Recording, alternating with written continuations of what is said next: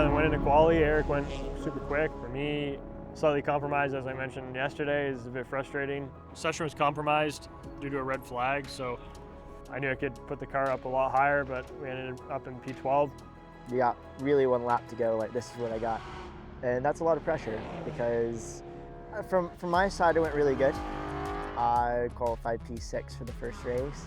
I think we have a strong car this weekend. I'm really happy about it. So. Another full grid of GT4 European Series runners is set to go racing here at Paul Ricard. On race day, I was looking forward to, go as I wanted to go. I wanted to race. There with Erik, he was starting in 6th, I believe, and so it's a great place to be. So we started in P6, which is the 3rd row on the outside, which is always great because if anything happens in front of me, I can bail off in turn 1.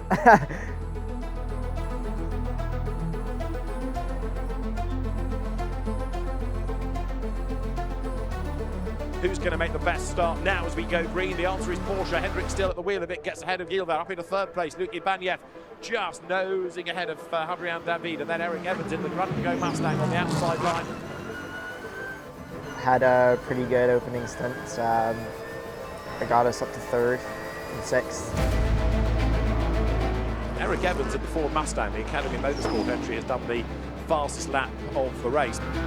Toyota goes 2nd, and Erik Evans also on the attack, and he's up the inside of Greg Gilbert's Audi that has lost 1 place, and he's about to lose 2, and maybe even 3, because Ibanez is up past as well, so Gilbert really put off his stride there and goes from 2nd place to 5th in about 2 corners. You look at the way Erik Evans is going, GT4 champion in British GT a couple of years back, he's storming along.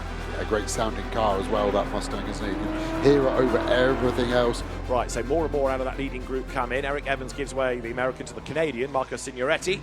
Pit from like P3, I think we jumped a spot in the box, and then I just chased down the Supra.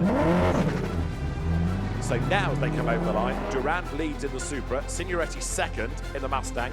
Way out wide goes Jan Durant as Marco Signoretti attacks for the race lead. Side by side they come.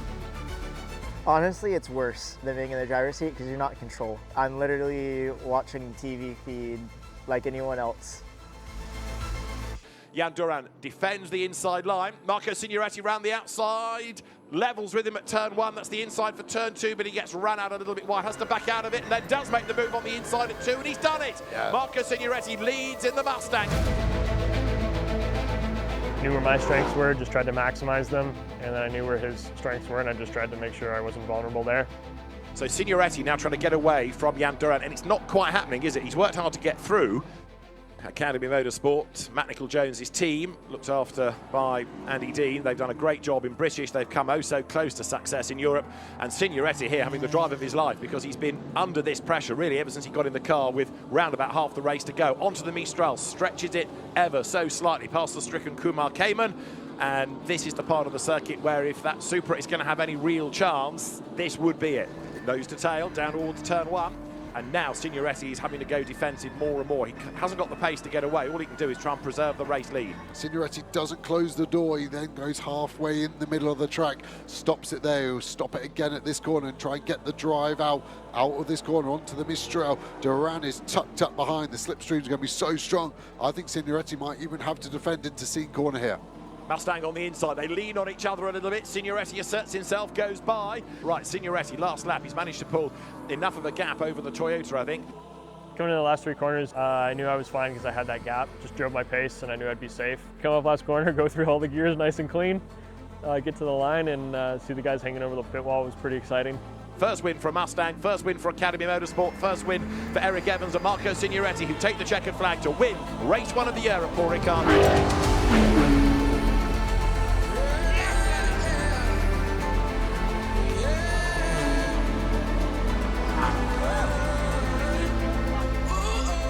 I don't even know what to think right now. Freaking won, baby! I mean, first race of the year, obviously it's great. We got to celebrate a little bit, but then we got locked in for race 2. Oh, hey! Got allergies and it's hot. That was good, that was tough. Had to work for that one.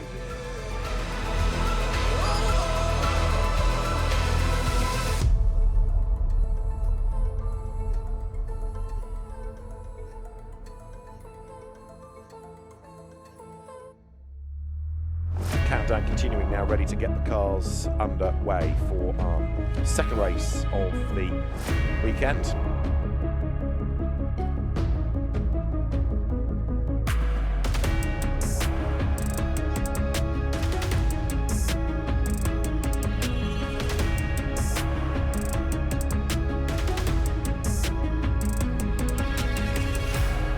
Track started out damp, and we were on slicks. Yeah, formation lap was super crucial. Matt told me do as much as you can to get temp in the front. Yeah, it was pretty sketchy. It was a slightly dry line. I don't want to say dry line because it wasn't. It was like slightly less damp line. So going into turn one, flying in there on slicks was a bit sketchy. I managed to sort my way through and made up a bunch of positions. It was gnarly, a lot of moments, trying different lines, being like, oh, nope, that definitely did not work. Made up some spots. I think we got up to like P3. We were 3 wide going into the second last corner and just like funneled in and had contact with BMW, and we both spun. And that was the synchronized spinning. Signoretti and Ibrahim somehow getting themselves together and turned around. It was a bit of a shame because we pit the car, I believe, afterward from like P10, and then Erik was able to gain a few spots. Obviously, I have no idea what the track is like. Now that battle is Luke Ibanez versus Erik Evans. That's for 9th and 10th, so they both dropped back seemingly on the pit stops. Pretty okay stint. We still finished well within the points, which is good. Really good points weekend for us. Next round is Zandvoort. It looks like it's going to be pretty difficult to pass. It's a crazy track. Yeah. It is a crazy track.